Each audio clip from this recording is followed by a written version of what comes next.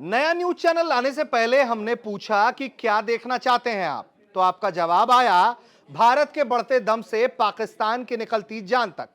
तो देखिए तक 360 गली से ग्लोब तक।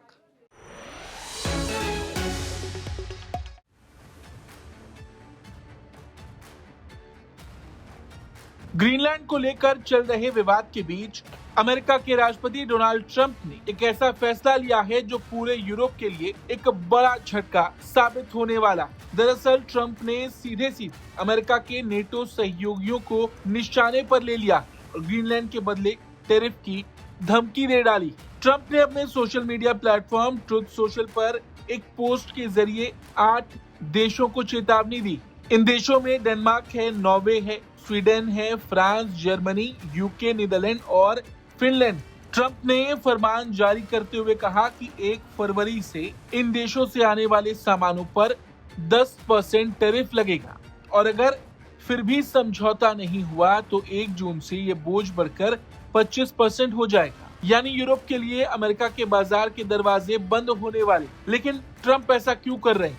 दरअसल उनका तर्क सीधा और सख्त है। ट्रंप का कहना है कि अमेरिका दशकों से यूरोप की सुरक्षा का आर्थिक बोझ उठा रहा है। उन्होंने कहा कि डेनमार्क और यूरोपीय संघ ने सालों तक अमेरिका की मदद का फायदा उठाया, लेकिन बदले में कुछ नहीं दिया। ट्रंप के शब्दों में अगर कहें तो अब सदियों बाद डेनमार्क के लिए कुछ वापस देने का समय आ गया, क्योंकि विश्व शांति दांव पर। क्योंकि ट्रंप के मुताबिक ग्रीनलैंड अमेरिका की राष्ट्रीय सुरक्षा के लिए एक कवच जैसा। दरअसल ट्रंप का असली डर चीन और रूस है।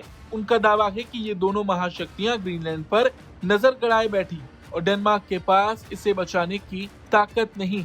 ट्रंप ने डेनमार्क की सुरक्षा व्यवस्था का मजाक उड़ाते हुए यहाँ तक कह दिया कि उनके पास सुरक्षा के नाम पर सिर्फ 2 डॉग स्लेट यानी कुत्तों द्वारा खींची जाने वाली गाड़ी। ट्रंप का मानना है कि केवल अमेरिका ही इस पवित्र भूमि की रक्षा कर सकता है। उन्होंने साफ चेतावनी दी कि कोई और इस लैंड को नहीं छुएगा। हैरानी की बात यह है कि ट्रंप ने अपने ही सहयोगी जैसे नॉर्वे, फ्रांस और जर्मनी पर आरोप लगाया कि वो बिना किसी उद्देश्य के ग्रीनलैंड में अपनी मौजूदगी बढ़ाकर तनाव पैदा कर रहे हैं। ट्रंप का कहना है कि इन देशों की हरकतों ने वैश्विक जोखिम बढ़ा दिया है। इसी वजह से उन्होंने टैरिफ को एक हथियार की तरह इस्तेमाल किया है ताकि डेनमार्क को ग्रीनलैंड बेचने के लिए मजबूर किया जा सके। कुल मिलाकर जहां पर ट्रंप की बात नहीं चलती, ट्रंप की मनमानी नहीं चलती, वहां पर ट्रंप टैरिफ को एक हथियार की तरह इस्तेमाल करते हैं। ग्रीनलैंड के मुद्दे पर भी अब यही देखने को मिल रहा। अब यहाँ सवाल ये है कि क्या यूरोप ट्रंप के इस भारी भरकम आर्थिक दबाव के आगे घुटने टेकेगा या फिर टैरिफ वॉर एक नए वैश्विक संकट को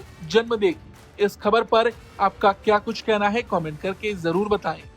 ब्यूरो रिपोर्ट, भारत तक।